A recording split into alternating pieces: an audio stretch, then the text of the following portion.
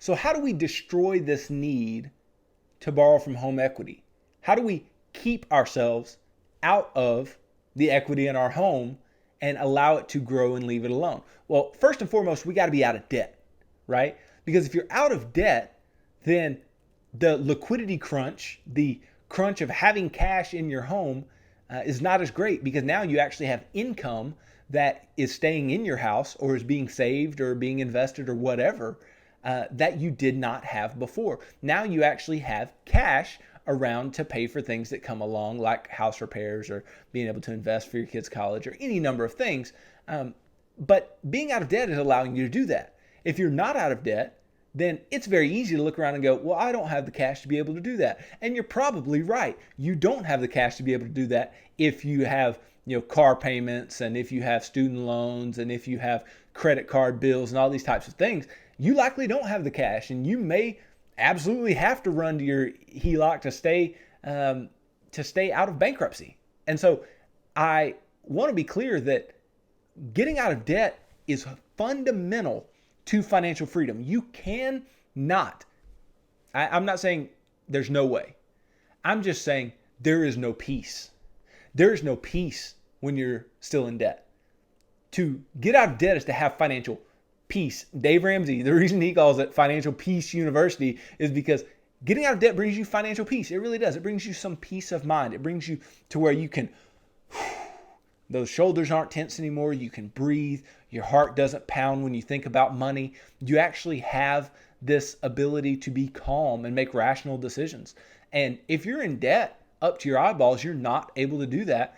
And you can't make the best decisions for yourself, like staying out of your home equity because you feel like it's necessary because you have all these other payments. Simply put, not having debt gives you options. And additionally, that allows you to stay out of a HELOC. So then we want to have emergency funds, right? So we got to have our emergency funds set up in order to keep tragedy from striking. Because a reason that you could run to a HELOC could simply be that some emergency hit, like a big medical bill or medical debt.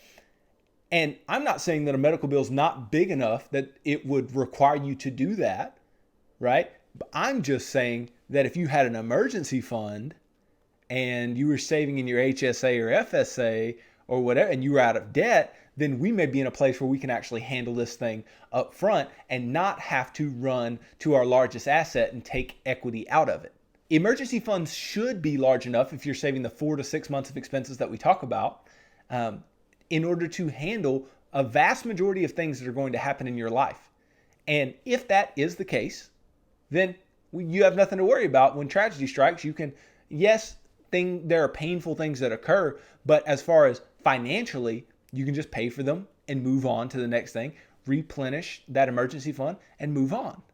Emergency funds are liquidity like no other.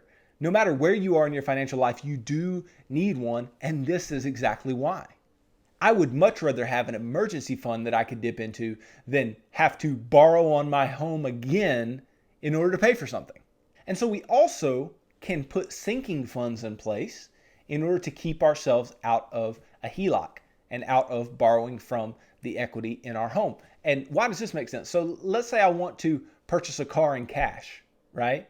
Well, I said a minute ago about robbing Peter to pay Paul. Well, taking a HELOC to buy a car in cash is robbing Peter to pay Paul. And it really doesn't make much sense.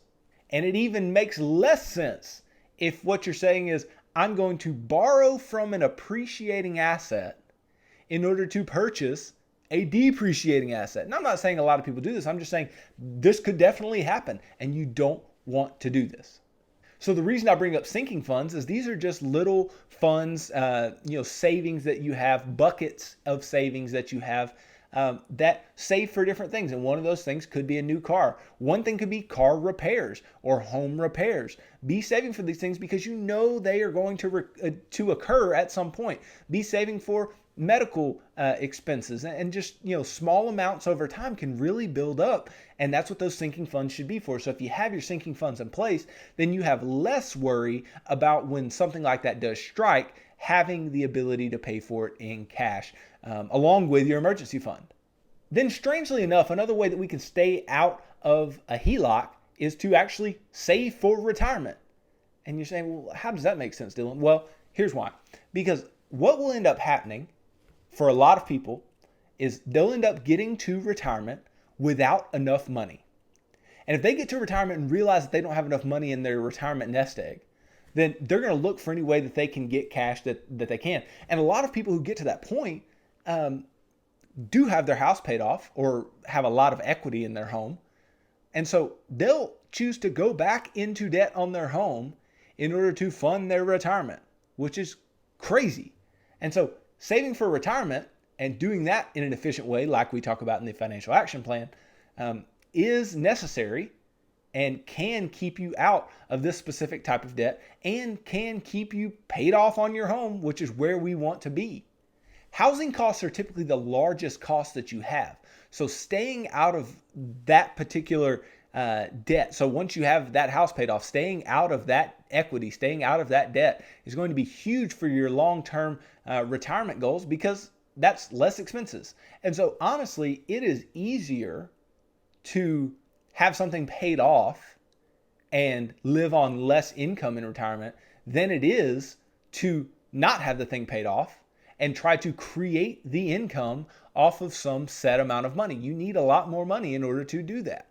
And then lastly, save for your kids' college. That can keep you out of a HELOC because in a similar way to the retirement thing, so many people get to the point where their kids are going to college and they don't want their kids to get into college debt. And they'll say, oh, well, I'll just go into debt on my home in order to pay for your college.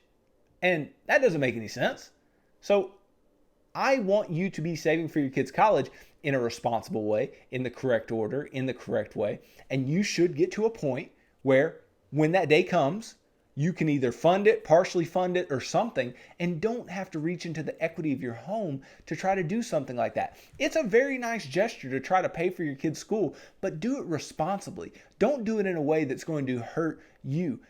You want to do these types of things where you're trying to help out somebody else in a way that doesn't hurt you or them. You don't want any kind of residual damage going on there because then there can be resentment in the fact that I took out this second mortgage so I could send you to school and wag my finger at you or whatever. No, that's not what needs to be going on. What needs to be going on is that this is your gift to your child, your ability to help them. And the way that needs to happen is through the correct type of college savings, 529s, ESAs, individual investment accounts, joint investment accounts, things like that. That can just allow you to get there efficiently. And that is going to occur if you are following the financial action plan correctly. So do not ruin your financial life and your financial stability for your child.